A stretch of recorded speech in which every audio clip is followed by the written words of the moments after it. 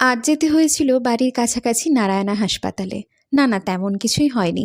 আসলে বেশ কিছুদিন ধরে গ্যাস্ট্রিকের সমস্যাটা একটু ভুগছি। তাই ভাবলাম একজন গ্যাস্ট্রোএন্টারোলজিস্টের সাথে একটু দেখাই করে নিই।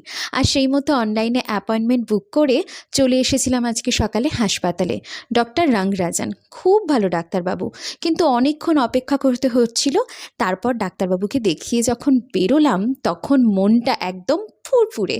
আর তাই জন্য একটা দুর্দান্ত ডিমের ডেভিল খেয়েই নিলাম। ডাক্তারবাবু আমাকে কিচ্ছু খেতে বারণ করেনি। ব্যাস মহানন্দে আমার পছন্দের ডিমের ডেভিল খেয়েই নিলাম।